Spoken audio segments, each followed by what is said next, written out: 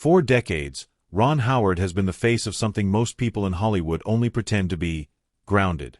The man who grew up on television as Little Opie Taylor, who charmed America as Richie Cunningham, and who went on to win the Academy Award for Best Director, has always carried himself with a kind of quiet steadiness that felt almost impossible in an industry designed to destroy people. He smiled through the press junkets. He showed up on time. He thanked his wife in every speech. He was, by all appearances, the rare success story that actually held together behind closed doors. But in a series of deeply personal revelations made public in 2025, Ron Howard has begun to pull back the curtain on a life that was far more complicated, far more painful, and far more human than any of his films ever let on.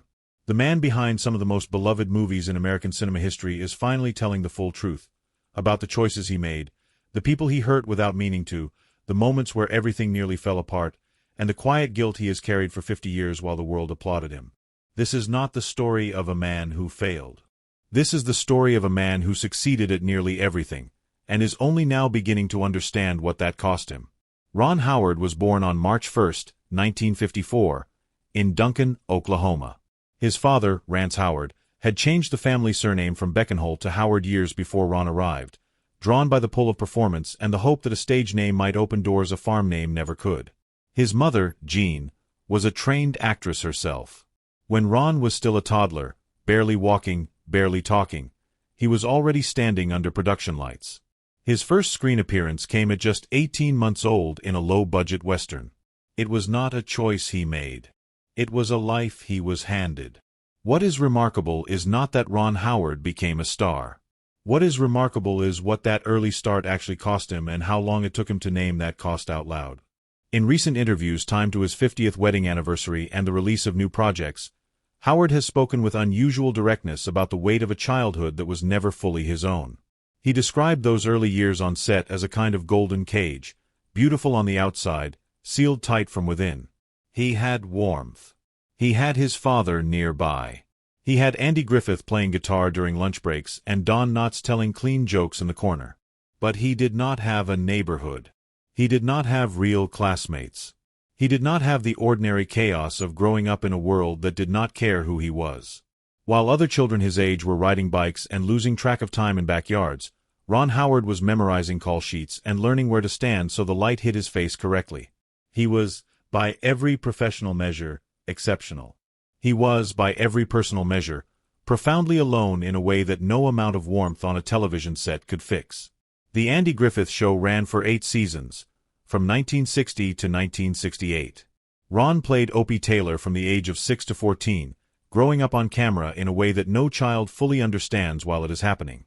His father Rance was not a passive presence on that set. He challenged the writers early on, telling producers that the father-son dynamic in the scripts felt hollow and false. Andy Griffith listened. Together, they built something that mirrored the real relationship between Rance and Ron, a warmth that was not performed but genuinely felt. That authenticity is what made the show work. And that authenticity is also what made Ron's eventual departure from it so quietly devastating. When the final episode aired on April 1, 1968, Ron was 14 years old. He had spent more than half his life on that set. He knew where every grip stood, where every light was mounted, how every scene was meant to feel. And now it was over. He later described that last week as heavy, the kind of weight that does not announce itself dramatically but settles into the chest and stays there. People kept call sheets as souvenirs. Andy Griffith and Ron sat up late talking about baseball. It was not a loud goodbye. It was a quiet ending to a chapter that had contained almost everything Ron Howard had ever known. What came next was supposed to be freedom. Instead, it was disorientation. Ron Howard was a teenager who had never had a real teenage life. He had the skills of a professional actor and the emotional vocabulary of a boy who had learned to substitute real feelings for dramatic ones. The transition was not clean. By 1974, when Ron walked into Gary Marshall's office and became Richie Cunningham on Happy Days, he was 19 years old and already a veteran of an industry that chews through people. He beat out 35 other actors for the role, not by being louder or flashier, but by being exactly the kind of person who felt real. That was his father's training speaking. Be truthful, not cute. It worked. The show ran for 11 seasons. Ron appeared in 255 episodes. And somewhere in the middle of all that cheerful television success, he started to suffocate. By season 5, Ron Howard was 23 years old and playing a teenager frozen in amber while the real world was burning. Vietnam was on every front page. Young men his age were being drafted. The country was fractured and furious. And Richie Cunningham was ordering cherry phosphates and worrying about the prom. Ron wrote a 3-page memo to ABC asking for the show to engage with reality, to let Richie face the draft, to let the stories breathe. They said no. Too risky for advertisers. Too political for prime time. So Ron took what he could get, a newspaper visible in the background, a passing comment that vanished in the edit, and he swallowed his frustration and kept working. But the frustration did not disappear. It transformed. It became the fuel that drove him behind the camera. He did not want to just perform other people's stories anymore. He wanted to tell his own. He wanted control over what appeared on screen and why. That desire was not ego. It was survival. In 1977, Ron Howard directed his first feature film. Grand Theft Auto was made on a budget of just over $600,000. He co-wrote it with his father. They shot on real roads. They flipped real cars. They destroyed a Rolls-Royce and multiple police cruisers and did not wait for permits. The film made $15 million. It was a 2,400% return on investment. Ron Howard was 23 years old and had just proved that the kid from Mayberry could make something that worked. What no one saw from the outside was how much of that film was a declaration. Ron Howard was not trying to make a masterpiece. He was trying to escape a definition. He had been Opie. He had been Richie. He needed to be something else, even if that something else was a low-budget car crash movie. It was his. And that ownership mattered more than the reviews. From there, the career built itself in stages: Night Shift, Splash, Cocoon, Parenthood, Backdraft, Far and Away, Apollo 13, Ransom, EDTV, A Beautiful Mind, Cinderella Man, The Da Vinci Code, Frost/Nixon, The Dilemma, Rush, In the Heart of the Sea, The Beatles, 8 Days a Week, Hillbilly Elegy, and more. The body of work is staggering in its range. The awards followed. So did the failures. Ron Howard has spoken openly about both. Apollo 13, released in 1995, is still regarded as one of the finest achievements of his career. The film operated on a $52 million budget. They filmed zero-gravity scenes on board the so-called Vomit Comet, a parabolic flight aircraft that produced 23 seconds of genuine weightlessness per dive. They did this for 10 days straight. Ron worked 18-hour days for 90 consecutive days. He attended NASA briefings. He watched every frame of archival footage. He would not allow a single detail to be incorrect because he believed the story demanded total respect. On day 90, he collapsed on set. Dehydration. Dangerous blood pressure. Production stopped for 36 hours.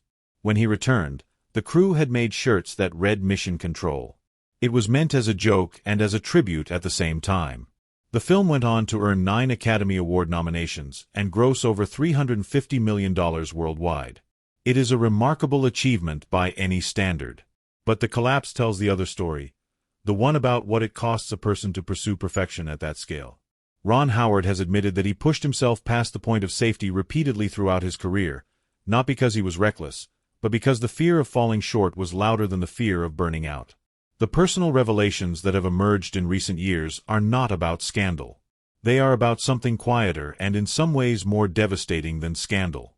They are about the gap between the life Ron Howard built publicly and the life his family experienced privately. In 1991, his daughter Jocelyn was born. The following year, Ron left for 6 months to film Far and Away on location in Ireland. It was the longest he had ever been away from home.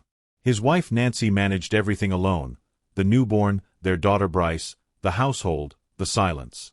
When Ron returned, Jocelyn had changed in the way that babies change completely between 1 month and the next. Bryce, still small herself, barely recognized the rhythm of having her father present. Nancy, who had built her entire adult life around protecting their home from the chaos of the industry, had been carrying more than any partner should have to carry alone. Ron has described the moment he walked through that door after 6 months as one of the most clarifying and most painful of his life. He promised himself it would not happen again. He made that promise and then, more than once, he broke pieces of it. Not all at once, not dramatically, but in the quiet accumulation of long shoots and late edits and projects that demanded more than a family could easily absorb. In 2025, during the celebration of their 50th wedding anniversary, Ron donated a bench to John Burroughs High School, where he and Nancy first met as teenagers. He made a public confession that carried the weight of everything he had not said during the decades of acceptance speeches. He said he still regretted missing so much. He said he wished he had seen the cost earlier. Nancy was beside him. She nodded. The dinner rule, no work talk at the table, had held for 50 years. But she had wanted him to understand what that rule was protecting against long before he finally did. The story of his brother Clint is perhaps the most painful chapter Ron Howard has ever told. Clint Howard was also a child actor. He also grew up on sets and under lights. He also built a career in an industry that makes enormous demands and offers very little in return. But the industry did not treat Clint the way it treated Ron. The fame did not come. The defining roles did not arrive. And by the late 1980s, Clint had fallen into cocaine and alcohol addiction so severe that by 1990 he had reached what Ron later described simply as rock bottom. Ron did not rescue his brother with gentleness. He told him the truth. Go to rehabilitation or lose the relationship entirely. It was a choice built on love and delivered without softness because softness was no longer an option. Clint chose life. He went into treatment. He came back. In their 2021 memoir, The Boys, the brothers laid out the full story together for the first time. Ron admitted that his own rapid rise had cast a shadow over Clint that he had not been paying close enough attention to. His success had made his brother feel left behind. The guilt of that has never fully left him. What makes Ron Howard's telling of this story so significant is not the addiction itself. Addiction is devastatingly common in Hollywood and beyond, but the honesty with which he accepts his own role in the conditions that surrounded it. He did not claim innocence. He did not say he was too busy to notice. He said he failed to see what his rise was doing to someone he loved. That is a harder thing to say than almost anything else in his public life.